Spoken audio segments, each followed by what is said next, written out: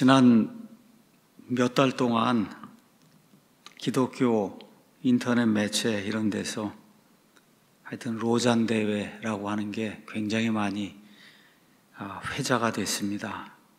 그런데 그렇게 말도 많은 로잔 대회가 드디어 이제 끝이 났습니다. 지난 주일에 제가 여러분에게 말씀드렸듯이 나는 이렇게 왜 대형 교회들이 추측하건대 1,000억 원 이상이 들었다 이렇게 이제 이야기가 나오는데 이렇게 많은 돈을 들여가면서 이런 대회를 하는지 사실 잘 알 수가 없습니다. 어저께인지 그저께인지 우연히 차를 타고 가다가 2024년 로잔 대회 운영위원회에서 서울 선언문을 발표했다는 그런 뉴스를 이제 접하게 됐습니다. 뉴스를 한번 잠깐만 들어보시는데 이게 CBS 크리스천 노콘 뉴스예요. 제목이 제4차 로잔 대회 서울 선언문 공개 비판 목소리도 나와 이렇게 이제 돼 있는데 한 4, 50초만 잠깐 들어보도록 하겠습니다. 제4차 로잔 대회가 인천 송도에서 개최되고 있는 가운데 서울 선언문이 이틀 만에 공개됐습니다. 동성애와 전 세계 분쟁, 기술 발전에 대한 내용이 중점적으로 다뤄진 가운데 기후변화와 구조적 차별 문제, 양극화 등의 내용은 거의 담기지 않습니다. 여기까지 하고 스탑하죠. 자, 여기 가서 보니까 동성애, 전 세계 분쟁, 기술 발전에 대한 내용이 중점적으로 다뤄졌지만 기후변화, 구조적 차별 문제, 양극화에 대한 이런 데 내용은 거의 담기지 않았다. 이게 기독교 모임이 해야 될 그런 일인가요? 지금 세계 경제 포럼, 이런 다보스 포럼 이런 데서 이런 거 이야기할 내용이지 그렇잖아요. 기후변화, 구조적 차별 문제, 양극화 이런 거를 교회에서 다룰 그런 문제인가 우리가 한번 생각을 한번 해보면 좋겠어요. 이런 일을 위해 쓸데없이 무려 1,000억 원의 돈을 쓰고 있는 거예요. 저는 이렇게 생각해 보면서 농어촌 교회, 미자리 교회들이 얼마나 많은가, 또 그런 그 대형 교회들 그 안에 부목사들이 얼마나 많아요.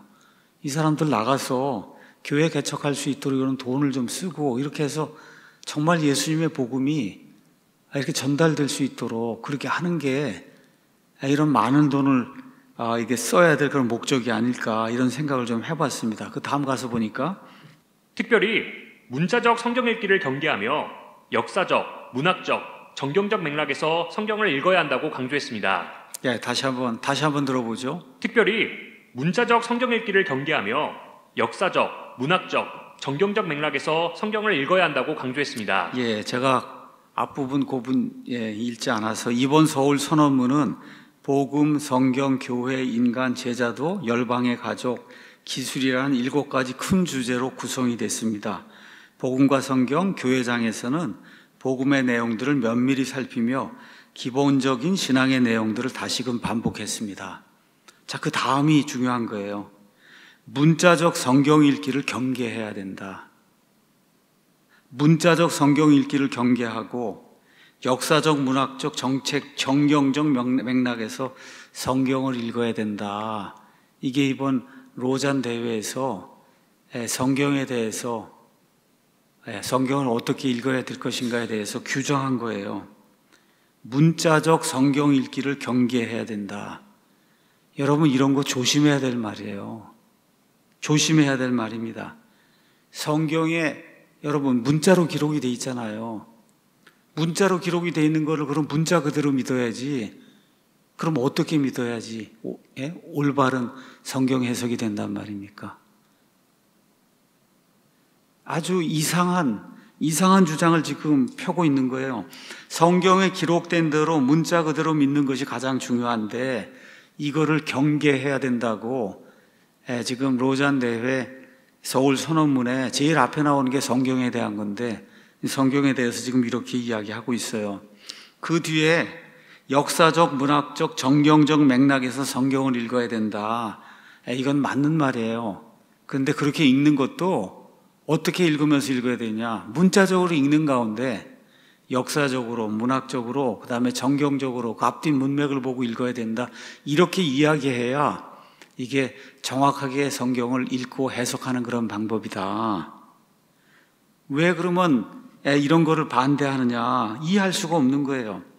하나님께서 우리 모두가 성경을 문자로 읽을 수 있도록 문자로 주셨잖아요, 여러분. 그렇죠? 그렇게 되니까 문자의 의미 그대로 성경을 읽어야지, 그렇게 읽는 거를 경계해야 된다고. 그러면 어떻게 읽어야 된다, 이 얘기를 안 하는 거예요. 그래서 로잔대에 주관하는 이런 목사님들은 도대체 성경을 어떻게 읽어야 된다고 얘기하는 거냐, 한번 좀 대답을 한번 하면 좋을 것 같아요. 문자적으로 읽지 않으면 그러면 성경을 어떻게 읽어야 되는가. 그래서 제가 그 뉴스가 우연히 뜬 거예요. 제가 뭐 CBS는 뭐 거의 좌파 방송이기 때문에 제가 보질 않는데 이게 떴길래 잠깐 봤거든요. 그래서 좀 이상하다 이런 생각이 들어서 직접 로잔대 사이트에 들어가서 서울 선언문에 성경 부분을 이제 제가 찾아봤습니다. 그랬더니 이렇게 돼 있어요. 로잔 운동의 기둥은 처음부터 성경을 하나님의 권위 있는 말씀, 교회의 사명, 그리고 그리스도인의 삶을 위한 유일한 신앙과 실천의 규칙으로 여기는 흔들리지 않는 헌신이었습니다. 뭐 좋습니다. 근데 그 다음이 문제. 그러나 이게 180도 문장이 바뀌는 거예요. 그러나 성경에 대한 이러한 높은 관점은 항상 복음을 옹호하고 그리스도와 같은 제자를 만든 교회의 사명을 강화하는 충실한 성경 해석을 만들어내지 못했습니다. 성경 그대로 믿고 성경이 모든 것의 규범이 된다고 이렇게 믿는 게, 그게 잘못된 성경 해석을 만들어낸다는 거예요. 이런 엉뚱한 이야기를 지금 하고 있는 겁니다. 그러면서 뭐라고 이야기했냐? 더 나쁜 것은 종종 상충되는 해석이 하나님의 영광과 복음 진리를 증거하는 교회의 효과를 위협한다는 것입니다. 따라서 성경에 대한 높은 관점을 확언하려면 역사적, 문학적, 정경적 맥락에 주의를 기울이고 성령의 조명을 받으며 교회의 해석적 전통에 따라 인도되는 성경을 읽는 방식이 필요합니다 하고 이렇게 장황하게 이제 적어놨습니다. 자, 이거 성경에 대해서 로잔대회가 뭔지 하여튼 이건 뭐 제가 알 바가 아니고, 성경에 대해서 본인들이 믿고 있는 바를 이렇게 지금 선언으로 이야기한 거, 여기 아주 대단히 위험한 말이 들어있어요. 성경에 대한 이러한 높은 관점이라는 건 무슨 얘기냐? 성경을 가장 중요시하고, 그렇죠? 믿음과 교리와 실행과 이 모든 것의 표준 잣대로 사용하는 게 이게 성경에 대한 높은 관점이거든요. 이게 항상 복음을 옹호하지는 않는다는 거예요. 그리스도와 같이 제자를 만든 교회의 사명을 강화하는 그런 일을 하지 않는다는 거예요. 이러한 성경 해석을 만들어내지 못한다고 지금 주장을 하고 있는 거예요. 그럼 우리가 반문해야 됩니다. 아니, 성경대로 믿는데 왜 이런 문제가 생기냐? 여러분 한번 생각해 보세요. 성경대로, 성경이 우리의 믿음과 교리와 그 다음에 실행 모든 문제에 표준 잣대가 된다 해서 성경대로 우리가 이것을 하자 이렇게 얘기하는데 왜 이런 문제가 생기냔 말이에요. 왜 문제가 생기냐? 바로 자유주의자들과 신복음주의자들이 이상한 방향으로 성경을 해석하기 때문에, 그래서 이런 문제가 생기는 거예요.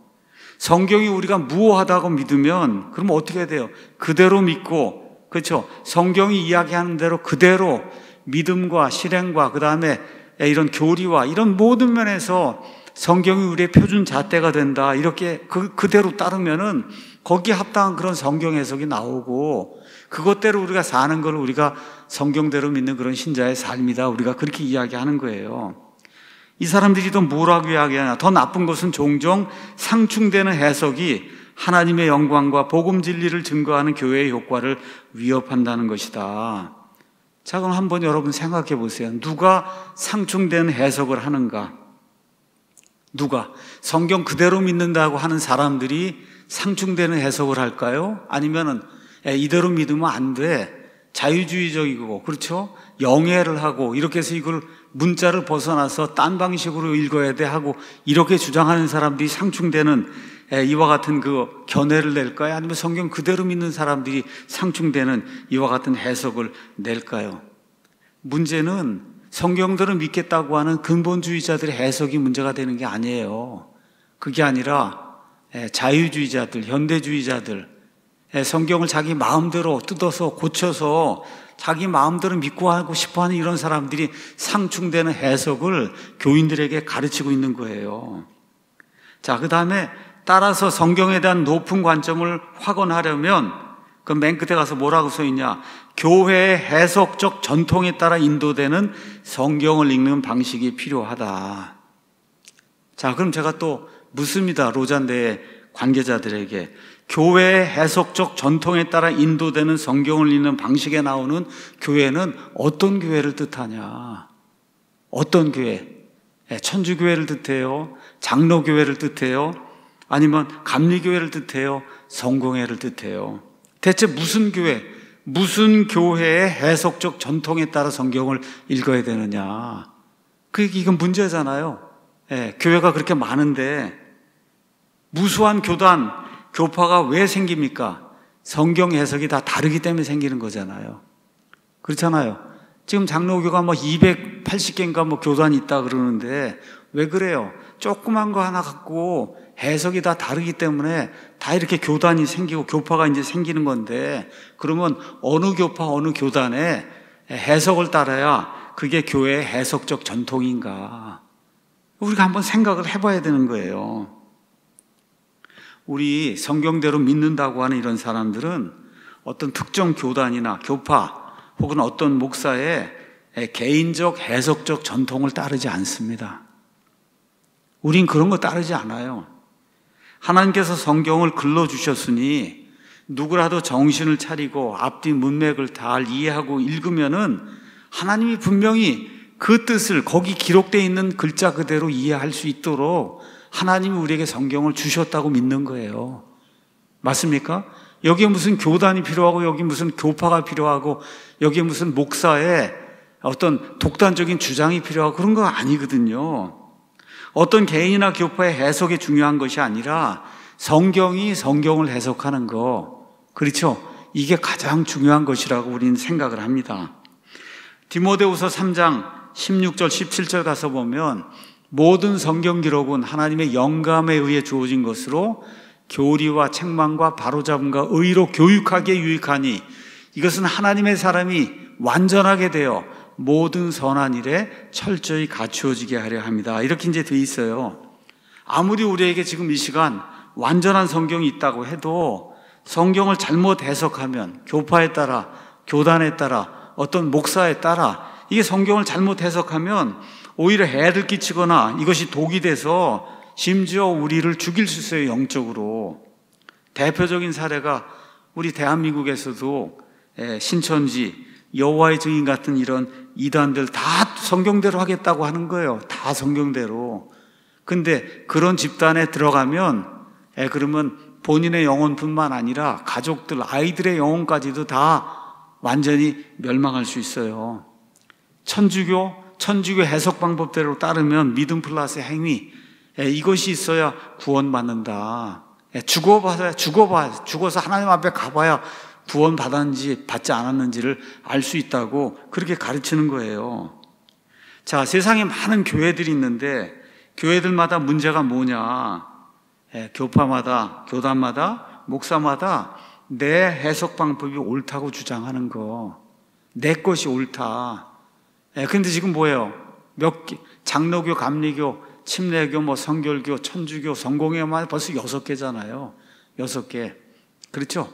장로교 하는 교단 이게 해서 200몇 개면은 200몇 개가 지금 다 다른데 도대체 어떤 것이 성경적인 해석이고 그 다음에 교회가 가지고 있는 해석적 전통이냐, 이걸 좀 이야기를 분명히 해야지 그냥 무조건 교회의 해석적 전통에 따라서 인도되는 성경 읽기 방식을 택해야 된다 이렇게 이야기하면 그러면 정말 어떻게 해야 될지 아무도 알 수가 없는 이런 어려움이 이제 발생하는 거죠.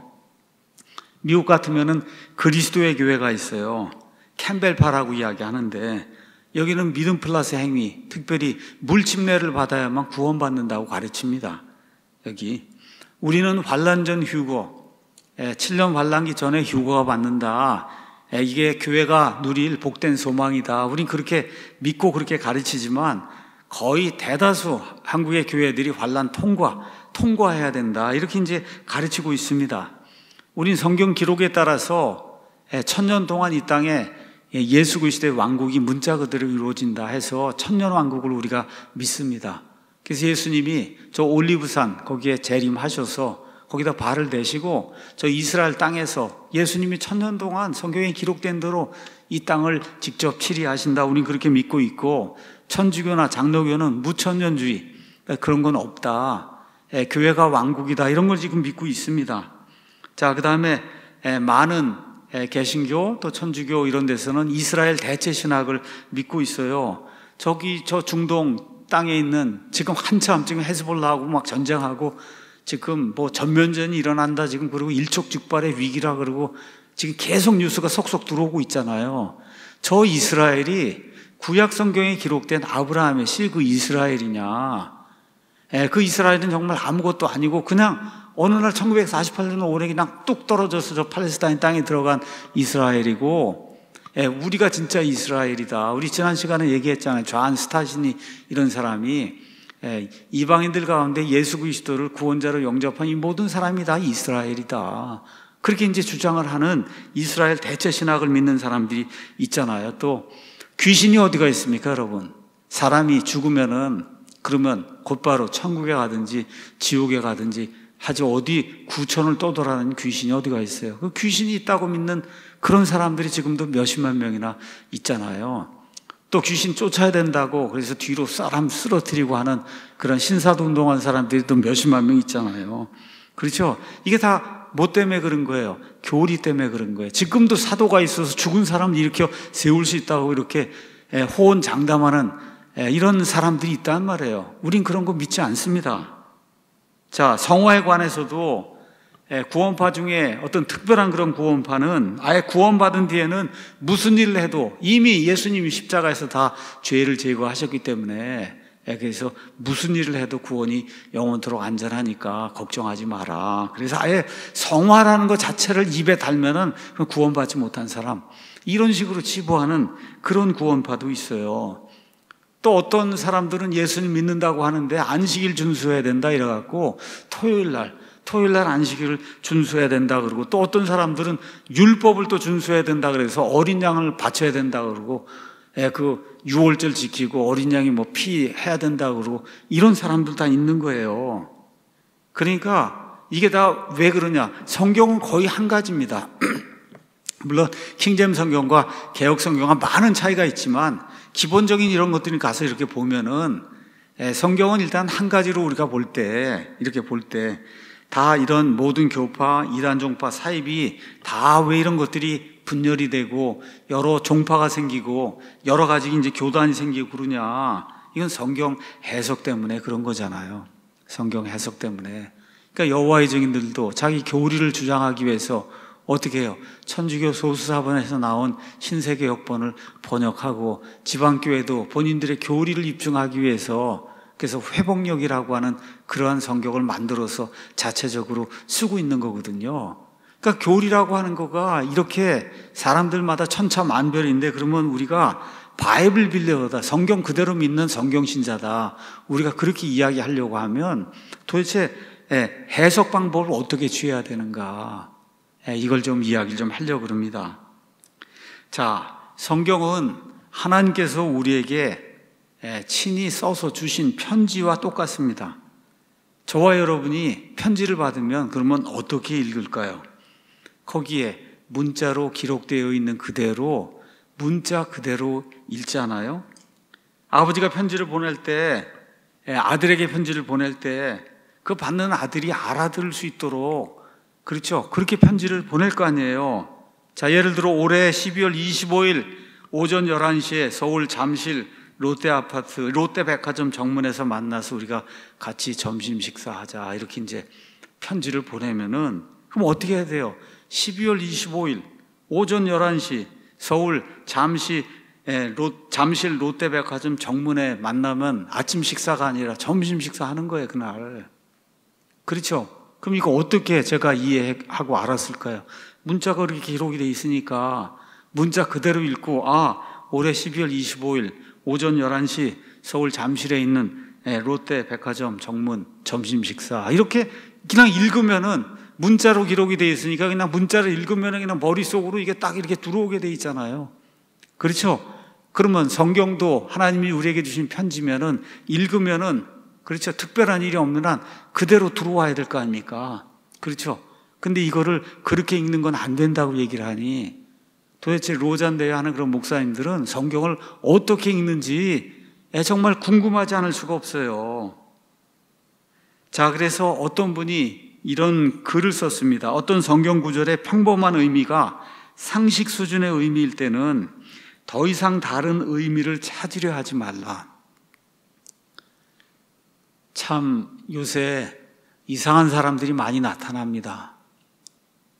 제가 누구라고 또 얘기하면 이름이 공개가 되니까 며칠 전에 보니까 자기 사이트하고 자기네 그 가르치는 거기에 오면은 지난 2000년 동안 거의 숨겨져 있던 이런 진리들이 이 안에 다 있다는 거예요. 이 안에. 그랬더니 그거를 그분이 비평을 하면서 이게 바로 영지주의자들이 하는 짓이다. 영지, 우리만 알 수 있는 특별한 지식과 계시가 있다는 거거든요. 우리만 아는. 여러분 어떤 사람이 와서 그런 거 이야기하면 빨리 도망가야 됩니다. 교회 시대가 이미 2000년이 지났어요. 그러면 지금까지 수십억 명의 사람들이 이 성경 구절을 매 구절을 수십억 명이 다 읽었단 말이에요. 이 안에 그 유명하다고 하는 그런 신학자, 목사 이런 사람들이 동일한 구절을 수십만 명, 수백만 명 읽고 그거에 대해 설교도 하고 글도 쓰고 그래서 모든 게 지금 다 남아있단 말이에요. 그렇죠? 그런데 나만 알고 있는 어떤 특별한 영적인 지식이 있고 우리 사이트에 들어오고 내 설교를 들어야만 아주 특별한 걸 알 수 있다. 이렇게 주장하면 이거는 고대의 영지주의자가 될 가능성이 많다. 그렇게 그분이 이렇게 비판하는데 보니까 그자가 영지주의자일 가능성이 크더라고요. 제가 이렇게 가만 보니까 본인만 알고 있다고 얘기를 하니까 그런 일은 없습니다, 여러분. 그런 일은 없어요. 누가 더 잘 설명해 줄 수 있느냐 이건 좀 다를 수가 있지만 나만 특별히 이거 평범한 이런 구절인데 내가 딱 읽고 나면 이게 남에게 한 번도 알려지지 않은 그런 어떤 계시가 나한테 이렇게 있어서 당신들 그걸 꼭 들어야 된다 이렇게 되면 그건 이단 사입일 가능성이 아주 농후한 거예요. 거의 100%인 거예요. 다시 말해 그 구절의 앞뒤 문맥이나 관련 구절이나 근본 진리 등이 분명하게 다른 의미를 주지 않는다면 그 구절의 모든 단어를 평범하게 문자적 의미로 받아들여야 됩니다. 근데 로잔대 하는 분들은 뭐라 그래요? 그렇게 읽는 건 하면 안 된다 그렇게 주장을 하니까 그러니까 지금 문제가 생기는 거예요. 하나님께서는 자신의 말씀을 계시하시면서 독자가 혼동에 빠지는 것을 원치 아니하셨으며 자신의 자녀들이 분명하게 깨달을 수 있기를 원하신다. 그래서 모든 사람이 알아들을 수 있도록 신약 성경 같은 경우는 그 그리스 로마 시대 시장에서 저작거리에서 이 아이들과 이 아낙네들 예전엔 여자들 교육이 부실했거든요. 그래서 이런 여자들이 시장에서 장사하면서도 알아들을 수 있는 코인의 그릭 그런 그리스 말로 성경이 기록이 된 거잖아요. 누구나 다 알아들을 수 있도록. 물론 성경에는 간혹 비유적인 그와 같은 문장이 있습니다. 근데 하나님께서는 친절하게 그런 문장이 나오면 앞뒤에서 이게 뭘 뜻하는지 알 수 있도록 그렇게 만들어 주셨어요. 요한계시록 17장에 가서 보면 어떤 음녀라고 하는 여자가 나옵니다. 1절 가서 보면 많은 물들 위에 음녀가 앉아있다. 2절 가서 보면 땅의 왕들과 땅의 거주자들이 그 여자하고 음행을 했다. 그러니까 이게 한 명이 아니구나. 이게 어떤 단체나 이런 걸 이야기하는 걸 알 수가 있고 5절에는 그 정체가 신비 큰 바빌론이다. 이렇게 이제 돼 있고 6절에는 이 여자가 순교자들을 많이 죽였다고 그렇게 기록이 돼 있고 15절에 해석이 나오잖아요. 그 여자가 앉아있는 물들은 세상에 많은 왕들 여러 민족들이다 이렇게 나오고 18절은 7 언덕에 앉아있는 그 여자가 해서 그게 로마라고 하는 거를 성경이 가르쳐주고 있어요. 그러니까 두려워할 필요가 없는 거예요. 모든 걸 다 문자 그대로 읽을 때 이게 비유적으로 이가 어떤 여자 하나가 아니라는 건 앞뒤 문맥을 보면 알 수가 있는데 이런 경우에는 하나님께서 친절하게 다 설명을 해놨습니다. 그러니까 그런 거는 우리가 비유로 다가서 읽으면 되는 거고 이런 건 몇 군데 안 나와요. 거의 모두가 다 문자 그대로 우리가 읽어야 될 이와 같은 내용이 성경에 이제 기록이 돼 있는 거예요. 그래서 제가 오늘은 해석에 대해서 잠시 이제 말씀을 좀 드리려고 합니다. 성경 해석이라고 하는 거는 성경 구절의 정확한 뜻을 결정하는 행위를 해석이라고 이야기하는 거예요. 해석. 자, 맥균이라는 사람이 이렇게 이야기했습니다. 성경의 목적은 너무나 분명하므로 바른 생각을 가진 사람이라면 누구든지 성령님께 직접 성경 말씀에 대하여 가르침을 받을 수 있다. 그건 뭐 성령님이 뭐 이렇게 귀에다 대고 이야기한다는 것이 아니라 우리 안에 성령님이 내주에 계시니까 우리가 성경 정신을 똑바로 차리고 성경 말씀을 이렇게 읽으면은 성령님의 조명을 받아서 이걸 이해할 수 있다는 거예요. 성경에 관한 어떤 신비주의적 해석이 필요 없다. 왜 그러냐?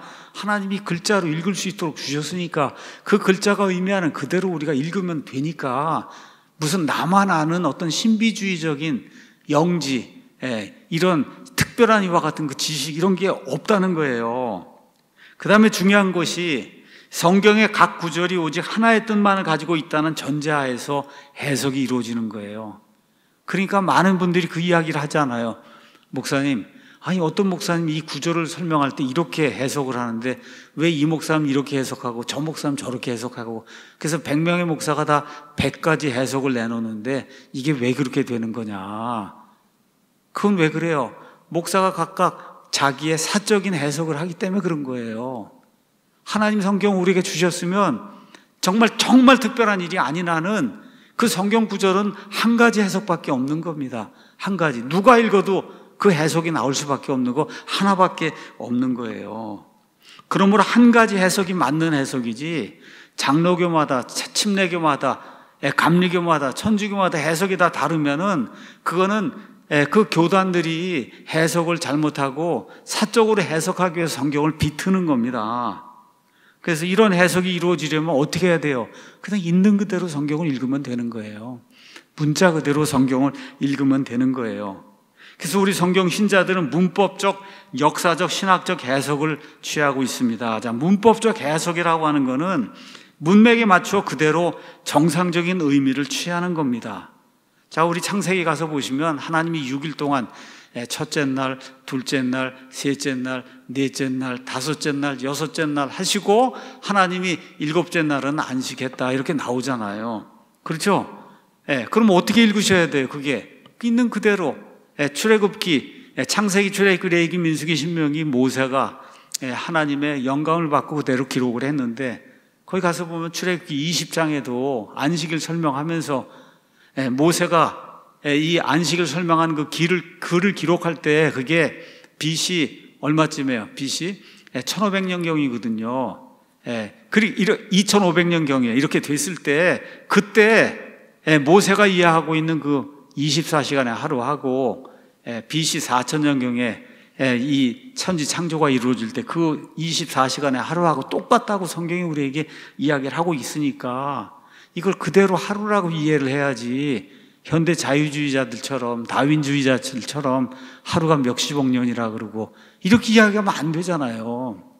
그렇죠? 있는 그대로. 그래서 그대로 가서 해석을 해보니까 뒤로 아브라함이 몇 세를 살고 아담이 몇 세를 살고 다 해서 뒤로 가서 돌아보니까 사람이 이 땅에 존재한 지가 한 6,000년밖에 되지 않았다.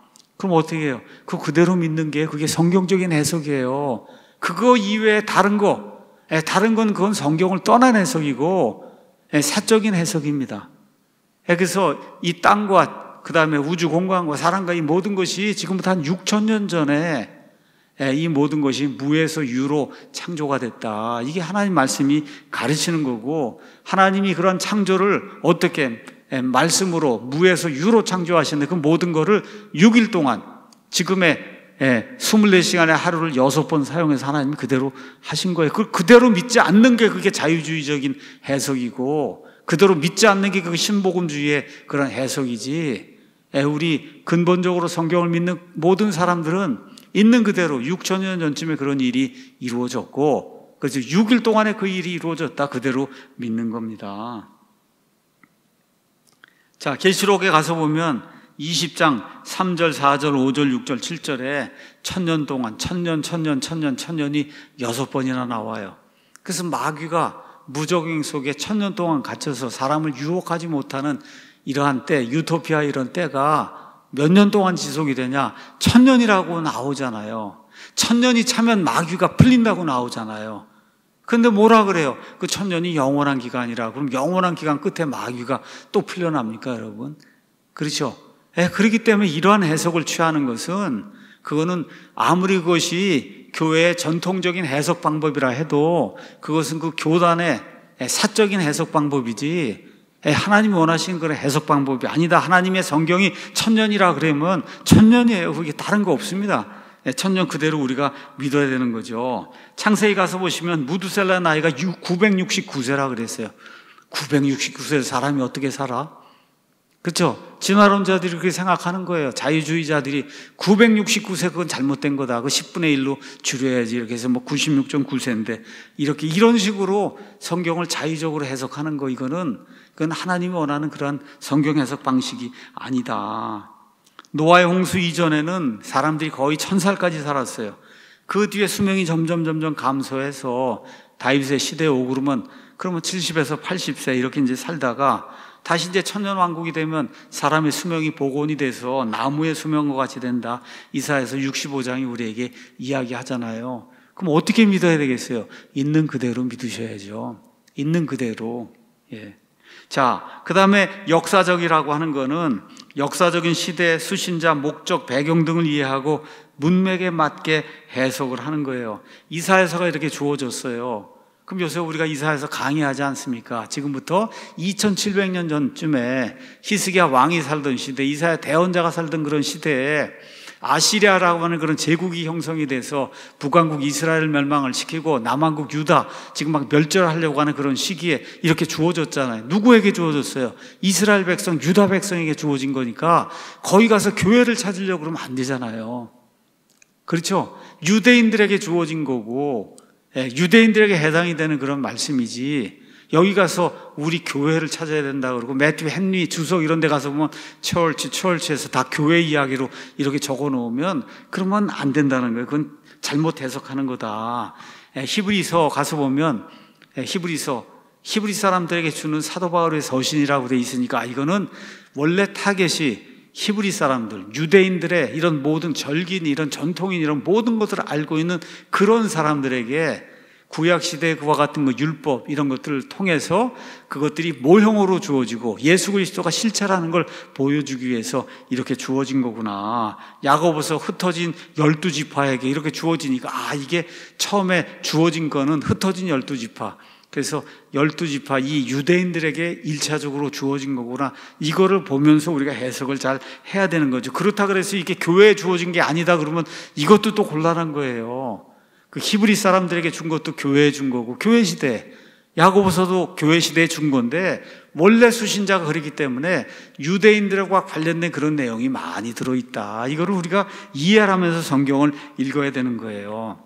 많은 분들이 아담부터 교회가 있다고 그렇게 주장을 합니다. 모세 시대에도 교회가 있고, 마태복음 16장 18절에 예수님께서 베드로의 믿음 고백을 보시고 이 반석 위에 내가 내 교회를 세우리니 I will build my church 그랬어요. I will. 아직 없으니까 앞으로 내 교회를 세운다고 얘기했으니 예수님의 교회가 구약시대에 어디가 있습니까?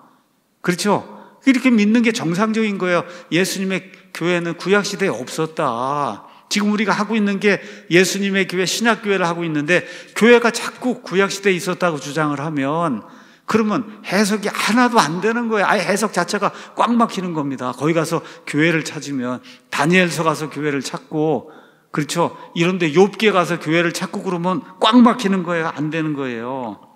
마태복음에 가서 보시면 하늘의 왕국, 킹덤 오브 헤븐이라고 하는 말이 마태복음에만 32번 나옵니다. 이걸 지금 개혁성경은 다 천국이라고 번역을 해놨어요. 회개하라, 천국이 가까이 왔다. 이렇게 해석이 되면 큰일 납니다, 여러분.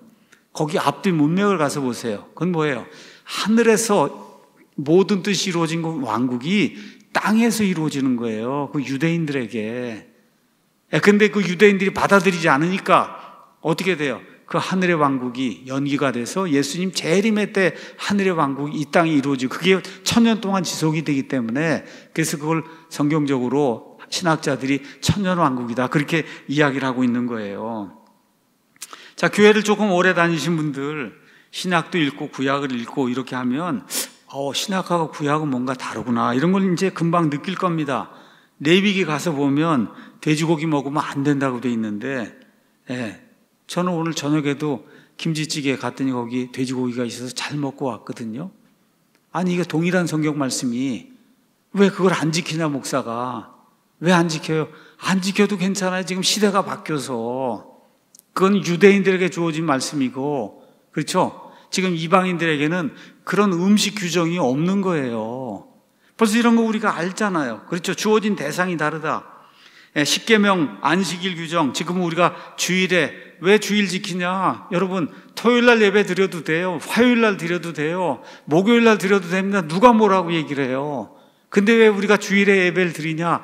온 세상 모든 시스템이 그렇죠. 주일에 쉬는 걸로 지금 돼 있으니까 주일에 우리가 마음 편하게 그래서 와서 예배 드린 거예요. 또 그날이 또 마침 예수님 부활하신 날이고 이렇게 돼서 우리가 그날 예배 드리는 거예요. 그럼 오전에만 드려야 되냐? 아닙니다. 오전에 드려도 되고 오후에 드려도 되고 밤에 드려도 되고 얼마든지 교회가 정하는 대로 할 수 있는 거예요. 각 교회의 형편에 따라서 주일에 드려도 되고 뭐 토요일날 드려도 되고 오전에 드려도 되고 누가 뭐라 그래요. 지금 신약시대가 이제 됐기 때문에 구약시대에는 죄들의 용서를 받기 위해서는 믿음을 가지고 그리고 어떻게 해야 돼요? 짐승을 가지고 와서 짐승을 죽여야 됐단 말이에요.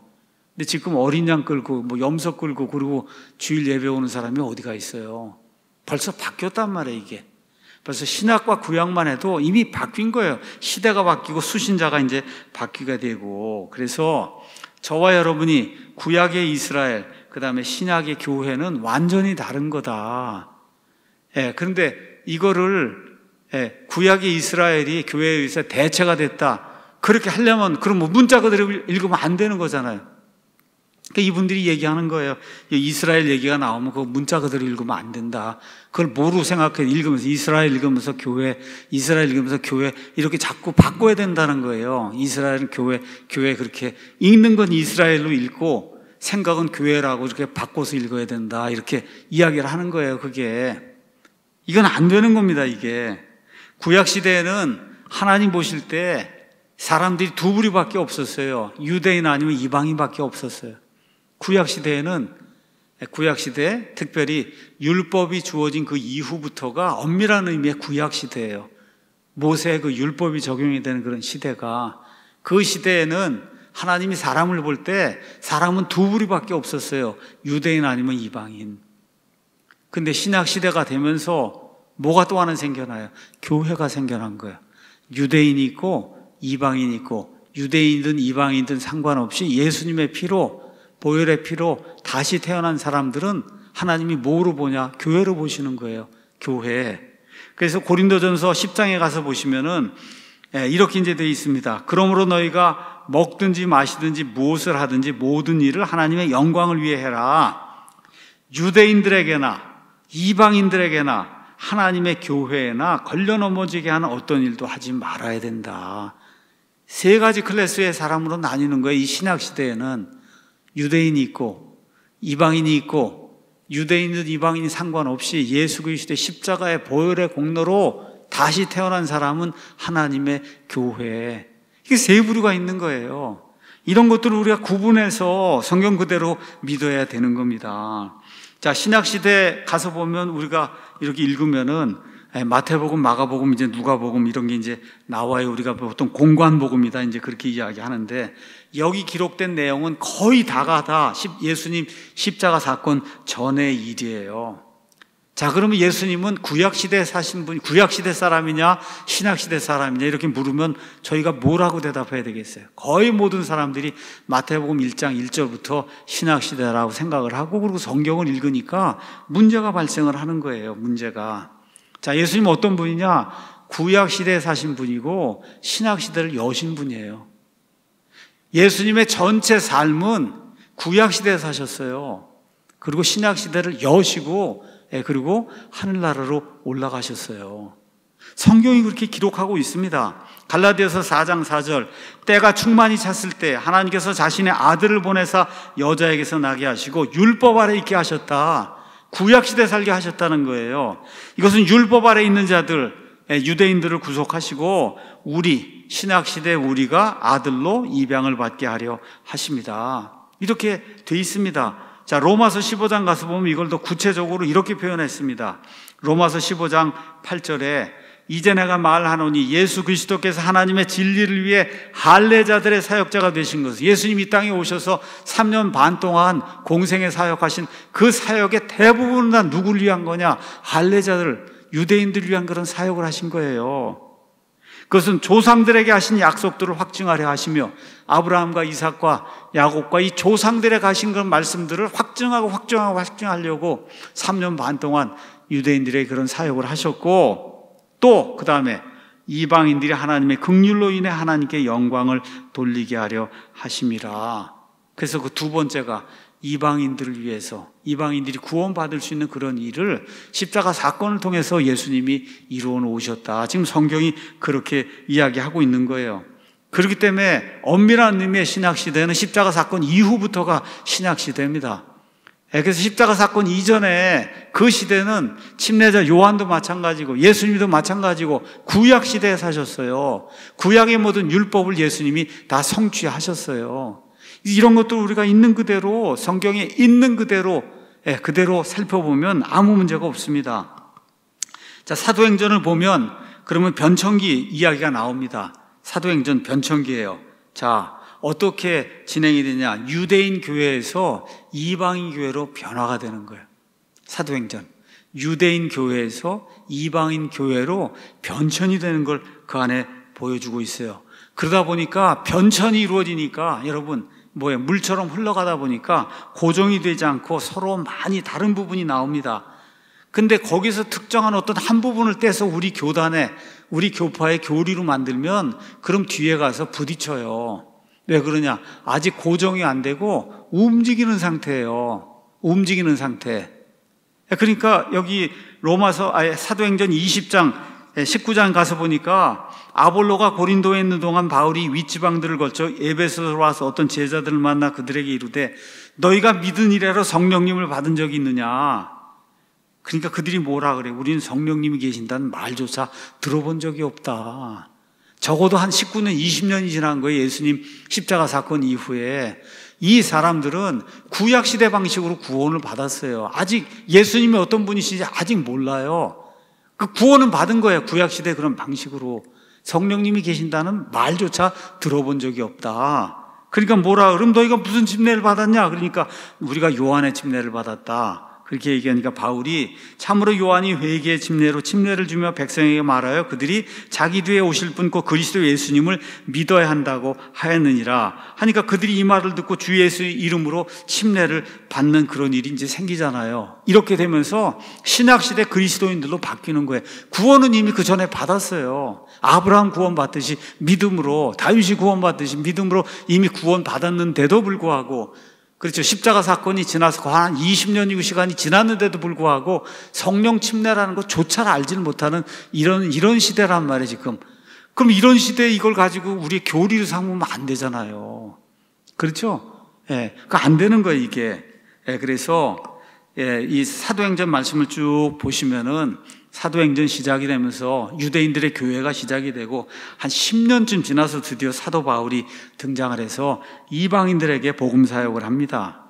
이렇게 돼서 하나님께서 우리 신약교회가 지켜야 될 그런 교리나 이런 실행에 대한 모든 것은 사도 바울을 통해서 로마서부터 히브리서까지 이 안에 모든 걸 주신 거예요. 그러니까 우리 신약교회가 지켜야 될 교리들은 다 어디에 있냐? 사도 바울의 서신서에 있는 거예요. 사도행전에 있는 것이 아니라 사도행전은 변천기의 과정을 그리고 있기 때문에 자꾸 변합니다. 이게 이렇게 이제 돼 있어요. 그래서 우리가 이스라엘 교회 문제 같은 경우도 로마서 9장에서 11장 거기 가서 보면 분명히 하나님이 이스라엘을 버리지 않았다. 이스라엘이 다시 회복이 된다고 말씀하시잖아요. 그렇게 이야기하는데도 불구하고 이스라엘은 없어졌다고 그러고 교회가 다 이스라엘을 받아야 될 복을 다 차지한다 그러고 이렇게 해석을 하면 그러면 이게 해석이 다른 방향으로 그 교단이나 어떤 특정 교파나 어떤 목사의 사적인 그런 해석으로 흐를 수밖에 없는 거죠. 그래서 이스라엘 대체 신학을 흡수해버리면 그때부터 성경이 먹통이 되는 거예요. 암만 성경을 읽어도 성경 해석이 안 됩니다. 이스라엘에다 교회를 자꾸 갖다 꽂아 넣는데 무슨 해석이 되겠어요? 해석이 안 되죠. 꽉 막히는 그런 일이 생기는 거죠. 지금은 교회 시대예요. 그래서 로마서 11장에 있는 것처럼 잠시 이스라엘이 지금 배제가 되어 있는 그런 상태에 있습니다. 자, 이런 시대인데 또 성경을 잘못 이해한 사람들이 나타나죠. 이방인인데 유대인 행사하는 사람들이 나타난 거예요. 그게 누구예요? 메시아닉 주라든지 안식교라든지 여호와의 증인이라든지 이런 사람들, 하나님의 교회라고 이런 사람들 다 이방인인데 뭐라고 주장해요? 우리 율법을 지키고 우리 구약시대에 있는 모든 걸 지키고 우리 유대인이야, 이렇게 주장을 하는 사람들이 또 나타나는 거예요. 이게 다 사적인 해석 때문에 그런 거예요. 이렇게 되면 어떻게 돼요? 필연적으로 교리에 문제가 생기고 교리가 상충하는 그와 같은 일이 생길 수밖에 없는 거죠. 자, 그 다음에 신학적 해석이라고 하는 건 뭐냐? 하나님의 목적과 설계에 따라서 성경을 해석하는 걸 이제 이야기하는 거예요. 우리 에스겔서 37장 가서 보시면은 거기에 마른 뼈 환상이 나옵니다. 마른 뼈 환상. 자, 마른 뼈 환상에 대해서 하나님이 말씀해 주시잖아요. 그 마른 뼈가 뭐냐? 11절에 그때 그분께서 내게 이르시되 사람의 아들아, 이 뼈들은 이스라엘 온 집이다. 이스라엘 온 집. 보라, 그들이 이르기를 우리의 뼈들은 말랐고 우리의 소망은 없어졌으면 우리 몸의 부분들에 관한 우린 끊어졌다. 그렇게 얘기하는데 하나님 뭐라고 말씀하시냐? 오 내 백성아, 내가 너희 무덤들을 열고 너희를 너희 무덤들에서 올라오게 하면 너희를 이스라엘 땅으로 다시 데려가리라고 하나님이 말씀하신 이게 1차적인 해석이고, 이거 유대인들에게 주어진 거고, 말세 지금 천년왕국 성전이 40장부터 세워지는데 그 성전 세워지기 전에 유대인들이 이스라엘 땅으로 돌아간다고 하는 그 이야기를 하고 있는 거지, 그거 이외에 나머지는 영적으로 우리가 해석할 수 있어요. 근데 1차적인 해석은 그거지, 그거 외에 다른 해석은 다 사적인 해석이에요. 있을 수 없는 그런 해석입니다.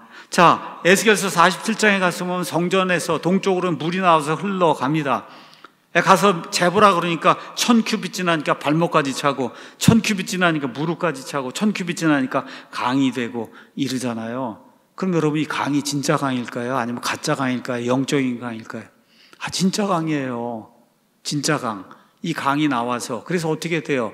나중에 사해를 지나가면서, 사해가 짠 소금으로 되어 있는 그런 바다인데 그 사해에 있는 모든 걸 다 회복을 시키고, 그렇죠? 이렇게 되면 저 밑에 홍해 쪽으로 내려가면서 수많은 사람들이 죽어서 흘린 그 피를 다 깨끗이 다 이렇게 이 피가 씻어내면서, 그래서 결국 바다가 홍해가 된 거예요. 레드시가 그 사람들의 피, 짐승의 피, 아마겟돈 전쟁의 그 피를 깨끗이 씻어내는 그런 일이 생긴다고 성경이 이야기하고 있거든요. 그런 일이 실제로 발생을 하는 거지. 이게 뭐 무릎까지 차고 목까지 차고 이거를 딸리 다른 방식으로 해석하는 그거는 다 사적인 해석이지 성경적인 해석이 아니다. 마태복음 24장도 우리가 가서 보면, 마태복음 24장의 수신자는 누구냐? 십자가 사건 이전에 교회라는 게 없었어요. 거기 나와 있는 너희는 다 유대인들이고, 특별히 유대인들 가운데 예수님 오시기 전에 교회는 이미 다 휴거돼서 올라가고, 그리고 그 환란기, 특별히 예수님 말씀하신 창세 이후로 한 번도 없던 그러한 엄청난 규모의 이런 고통을 당하는 대환란이 임하는, 그래서 그 다니엘이 이야기했던 이 황폐하게 하는 가증한 것, 유대에 있는 산들, 유대에 있는 산이에요. 한국에 있는 산이 아니라 미국에 있는 산이 아니고, 안식일 얘기가 나오고 겨울이 나오고, 여러분 그거 있는 그대로 받아들여야, 그래야 그게 해석이 되지. 거기 있는 그걸 영적으로 해석하면 그럼 말이 안 되는 거거든요. 자, 로잔대라고 하는 거는, 거기 주관한 이런 분들은 하여튼 자유주의적 해석 방법을 취하는 거예요. 왜? 문자 그대로 하면 자기들이 원하는 게 안 되는 거예요. 그러니까 각각 알아서 교회의 전통적 해석 방법을 따라야 된다, 그렇게 이제 주장을 하는 거죠. 자, 이렇게 이제 하다 보니까 동성애에 대해서도 이분들이 잘못된 그런 견해를 선언문에 담았습니다. 69번 항목에 가서 보면 이렇게 돼 있어요. 우린 교회 안팎에서 많은 사람이 동성에게 끌림을 경험하며, 글쎄 저는 한 번도 그렇게 끌리는 거 경험을 못 해왔는데 아마 이분들은 좀 끌리는 걸 경험을 했나 보네요. 저는 동성에게 가서 이렇게 끌리는 건 한 번도 경험을 해본 적이 없습니다. 예. 일부 사람들에게는 이것이 유일한 또는 지배적인 끌림이라는 걸 인지한다. 자, 기독교에는 유혹에 저항하고 욕망과 행위 모두에서 성적 거룩함을 유지해야 된다는 성경의 주장은 동성애에 끌리는 사람과 마찬가지로 이성에 끌리는 사람에게도 동일하게 적용된다. 이거 맞는 이야기인데 여러분, 이런 걸 같이 동성, 이성을 같이 적어 놓으면 두 개가 다 되는 걸 이렇게 이해할 수밖에 없는 그런 구조로 돼 있어요. 그 다음에 그러나 우리는 동성애에 끌리는 기독교인들이 기독교 공동체에서 어려움을 겪고 있음을 인식을 한다. 그래서 우리 교회는 이런 사람이 하나도 없는데 그런 교회들은 꽤 많은가 봅니다. 우리는 그리스도의 몸에 속한 우리의 형제 자매에 대한 사랑이 부족했음을 회개한다. 이렇게 이제 고쳤는데 이건 고친 거예요. 고치기 전에는 뭐라고 돼 있냐? 그러나 우리는 동성에게 매력을 느끼는 기독교인들의 무지와 편견으로 인해 많은 지역교회에서 도전에 직면하고 있다. 그러니까 교회 다니는 많은 사람들이 동성애가 하는 사람들을 무지와 편견으로 이 사람들을 많이 가서 보니까 그 결과 기독교 공동체에서 차별과 불의를 겪어왔다는 사실을 인식하고 있다. 여러분, 동성애자 차별한 사람 있어요? 우리 교회? 어느 교회에서 동성애자를 차별했어요? 어떤 교회에서 동성애자에게 불의를 행했어요? 난 그런 교회 알지 못합니다. 예. 근데 그렇게 했다는 거예요, 교회가. 우리는 우리의 실패를 회개하며 그리스도의 몸된 형제자매에게 끼친 해악을 애통해야 한다. 자, 다시 한번 제가 묻습니다. 누가 교회에서 무지와 편견으로 동성애자들 차별하고 불의를 행했습니까? 제가 한번 묻는 거예요. 이 로잔대 하신 목사님들에게 도대체 누가 교회에서 무지와 편견으로 동성애자들 차별하고 불의를 했냐? 있어요? 없어요? 없습니다, 여러분. 또 이렇게 썼어요. 그러나 역사적으로 볼 때 태어날 때 성이 명확하지 않은 사람들은 중대한 심리적이며 사회적인 어려움에 처해 왔습니다. 여러분, 태어날 때 성이 명확하지 않은 사람이 있습니까? 없습니까? 있어요? 없어요? 그런 사람이 어디가 있어요? 그런 사람이 이렇게 있다고 주장하는 게 동성애자들의 주장인데 이거를 여기다 갖다 적어 놓으면 되겠어요, 여러분? 태어날 때부터 성이 명확하지 않은 사람들이 사회적인 어려움에 처해왔다. 이게 동성애자들이 주장하는 거예요. 뭐야? 동성애는 유전의 문제입니다. 이렇게 주장을 하는 거잖아요. 그거를 로잔대에 이런 선언문에 이걸 적어 놓는 게 이게 합당한 일인가? 하나님은 남성과 여성으로 사람을 창조했어요. 태어난 가운데 사람들 가운데 성이 명확하지 않은 사람은 단 한 명도 없습니다, 이 세상에. 짐승도 마찬가지고 하나도 없어요. 남성과 여성 둘 중 하나로 하나님이 창조를 했지 성이 명확하지 않은 사람이 어디가 있어요. 동성애자는 우리 모두와 동일한 인간이에요. 우리가 죄인인 것처럼 그분들도 다 죄인입니다. 근데 특별히 동성애는 왜 우리가 이거를 꼭 집어서 이건 안 된다라고 이야기하느냐? 하나님이 마련해 놓으신 남자와 여자라고 하는 결혼 제도를 통해서, 그래서 생육하고 번성해서 온 땅을 채우라고 하는 하나님의 명령, 이 하나님의 명령을 부인하고 하나님께 직접적으로 도전하는 그런 죄이기 때문에 성경 가서 보니까 회개하지 않으면 심판이 크다고 성경이 말하고 있습니다라고 우리는 전하는 거예요. 그렇지 않습니까? 그거 외에는 아무것도 없어요. 동성애자라고 해서 뭐 특별히 외계인이 아니에요. 다 같이 살고 있는 그런 사람이에요. 우리가 죄인인 것처럼, 그 사람들이 죄인인 것처럼 다 우리 다 죄인이에요. 다만 동성애는 하나님이 미워하시는 죄라고 성경이 이야기하고 있기 때문에 우리는 이 자리에서 그것이 하나님이 미워하는 그런 죄다, 그렇게 이야기할 뿐입니다. 죄를 죄로 깨달아야 회개하지 않겠어요? 예수님이 이 땅에 오신 이유가 뭐예요? 나는 의로운 자들을 부르러 오지 아니하고 죄인들을 불러 회개하게 하려고 왔다. 그럼 어떻게 해야 돼요? 이건 죄입니다 하고 정확하게 이야기해줘야 그 사람이 회개하고 하나님께로 돌아갈 그런 가능성이 있는 거 아니에요. 이렇기 때문에 동성애는 죄가 아니라고 이야기하거나 동성애가 가벼운 죄라고 얘기하면 그럼 그 사람이 회개할 수가 없어요.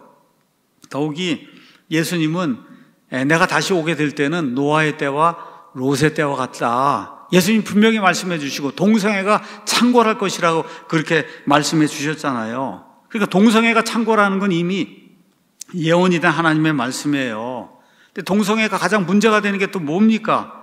에이즈 등 이런 것이 생겨갖고 특별히 지금 군 생활하는 가운데 상관이 학문 섹스를 해야 되겠다고 해서 저 밑에 있는 부하를 데려다가 그런 악한 짓을 하면 이 사람이 무지하게 무고한 그런 상태로 평생 동안 에이즈 걸리거나 해서 하면 그 책임을 누가 질 거예요, 여러분 이게. 그러니까 군대에서는 그런 거 하면 안 된다는 그런 법이 필요한 거잖아요, 여러분. 그렇죠? 그래서 우리가 그런 법을 유지해야 된다 이야기하는 거지, 동성애자를 미워해서 그렇게 이야기하는 것이 아닙니다. 평생 고생할 뿐만 아니라 어떻게 돼요? 학문이 다 헐어갖고 대변이 줄줄 쏟아져 나오는 그런 일을 하고 기저귀를 차고 10분 15분마다 다녀야 되고 한 이런 거를 겪어야 되는데 그런 일은 안 된다고 이야기하는 거예요. 그게 오히려 좋은 일이지 뭐가 나쁜 일이에요, 이게. 본인들끼리 좋아서 하는 거는 아무도 막지 못해요. 그걸 우리가 막아달라고 법에다 호소하는 거 아닙니다. 동성애는 죄악이니까 우리나라에서는 동성애 없애주십시오, 이런 법을 내는 게 아닙니다. 우리가 절대로.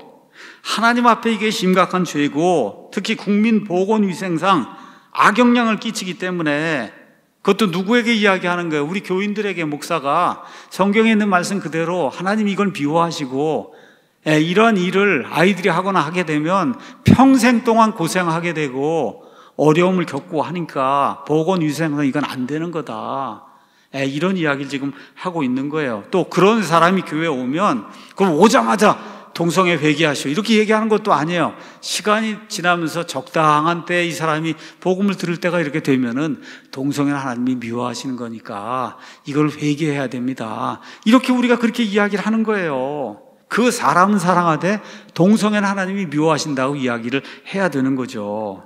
이제 말을 마칩니다. 동성애 관련해서 제가 로잔대에 찾아보니까 어떤 분이 이렇게 썼습니다. 동성애가 죄면 죄답게 성경적으로 심판을 선고하며 회개를 촉구해야 하는 게 복음이 아닙니까? 그런데 로잔대의 서울 선언을 보면 그동안 그렇게 해온 잘못과 무지와 편견을 사과하고 우리 기독교인들이 사과할 게 뭐가 있어요? 그렇게 하질 않았는데 동성애자들을 포용하고 형제와 제자로 받아들일 것을 선언하니 이게 어떻게 사람을 구원할 수 있다는 말입니까? 이분이 이제 그렇게 쓰면서 동성애가 죄라는 대원칙만 형식적으로 인정한 뒤에 세속 가치관을 실천에 다 받아들이고 적용해, 그렇죠? 동성애는 유전이라 그러고 그렇잖아요. 적용해 복음과 진리를 다 저버리고 폐기하는, 그러면서 이분이 딱 썼어요. 딱 신복음주의 대회다운 선언문이 아닐 수가 없습니다. 신복음주의라고 하는 게 겉은 그럴듯하게 복음을 전하는 것 같은데 안을 들어가서 보면 회개 촉구라든지 이런 게 이게 정말 죄니까 하나님 미워한 이런 거는 들으면 사람들이 싫어한다고 안 하는 거잖아요. 안 하는 거. 이런 대회를 유치하고 찬성한 사람들은 나중에 하나님의 결산하신 자리에서 이에 대해 무엇라고 할 말이 있을지 나는 모르겠습니다. 더 큰 하나님의 진노가 닥치기 전에 빨리 돌이켜 공개적으로 회개하고 지지를 철회하시기 바랍니다. 이분이 이제 블로그에 그렇게 이제 썼습니다. 우리가 오늘 디모데후서 2장 15절 말씀을 읽었어요. 너는 진리의 말씀을 바르게 나누어 너 자신을 하나님께 인정받은 자로 부끄러울 것이 없는 일꾼으로 나타내도록 연구해라. 여러분, 교회의 해석 따를 필요 없어요. 교단의 해석 따를 필요 없습니다. 교파의 해석 따를 필요 없어요. 저의 해석, 어떤 목사의 해석 따를 필요가 없어요. 여러분이 안에 성령님이 내주하고 계시기 때문에 정신 똑바로 차리고, 근데 이게 한 번에 다 이해 못해요. 한 번에 어떻게 다 이해합니까? 이거 하나님이 주신 이 말씀, 1600년에 걸쳐서 주신 이 하나님 말씀을 어떻게 한 번 읽고 다 이해를 해요? 한 번 읽고, 두 번 읽고, 세 번 읽고, 정신 똑바로 차리고 읽고, 그렇죠? 또 목사가 이야기하는 게 이게 맞는 것인가 아닌가, 이렇게 사도 바울이 가서 말씀을 전할 때 베레아 사람들은 저 사람이 전하는 말씀이 성경에 있는가 없는가를 자세히 가서 살펴봤다 그랬잖아요. 그런 일을 죽을 때까지 진행하게 될 때 그때 해야 겨우 성경을 이 정도 내가 요 정도는 내가 이해하구나, 이런 상태로 하나님 앞에 가는 거거든요. 그렇게 생각을 하시고, 하나님이 우리 안에 내주하고 계시니까 하나님의 조명을 통해서 그래서 옳고 그른 걸 분별하면서 하나님이 알아들을 수 있도록 문자로, 그것도 영어나 히브리어로 준 게 아니라 그걸 또 우리나라 말로 기록을 해서 우리나라 말로 볼 수 있도록 하나님 우리에게 주셨잖아요. 우리에게 이성을 주셨잖아요. 짐승이 아닌 한 그런 이성을 가지고 하나님의 말씀 있는 그대로 잘, 문자 그대로 잘 받아들이고, 그래서 문자 그대로 믿고 하나님이 원하시는 바이블 빌리버로서의 귀중한 삶을 살아가는 저와 우리 사랑침례교회 모든 성도들이 되기를 예수님의 이름으로 축원합니다.